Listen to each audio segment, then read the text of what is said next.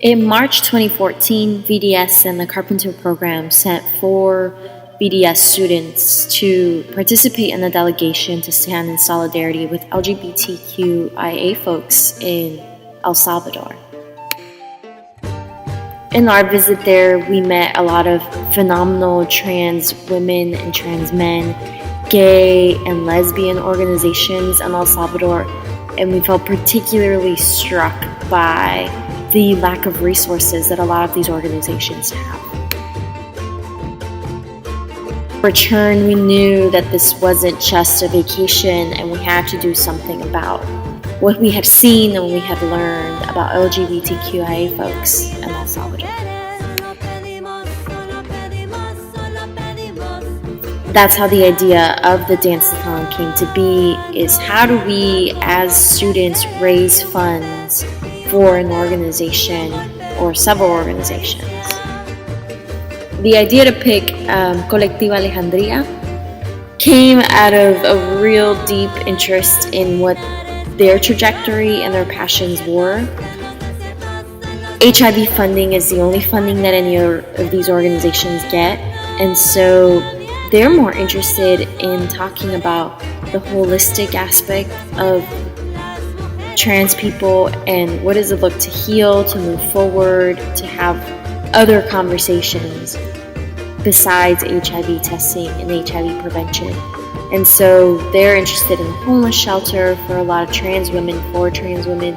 They're interested in doing art therapy and a slew of other really big picture dreams that they have for the trans community. And we knew we could at least help a little in this endeavor.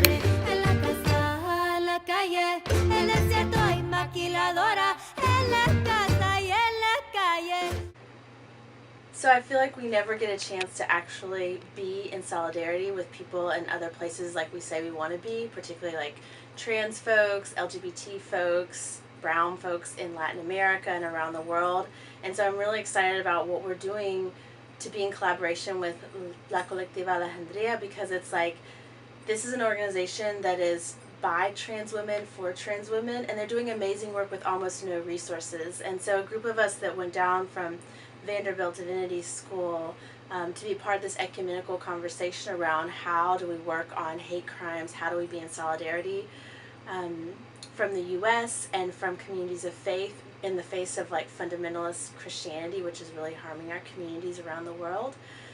It was amazing to see folks doing the work with almost nothing. And so in this way, we got to build relationships and create friendships and connections with folks on the ground doing the work. So instead of having to funnel our resources through these large organizations that have money taken out for administration and all kinds of other stuff, never knowing like what is actually happening on the ground and if our money or our time or resources are actually making it there, we have this opportunity to actually put money directly into the hands of the people doing the work. And it feels like how it should go, that people who are experiencing the oppression or the pain of the marginalization that's happening in community get to work on what they're excited about and what their liberation looks like and feels like and tastes like in their flavor where they're located.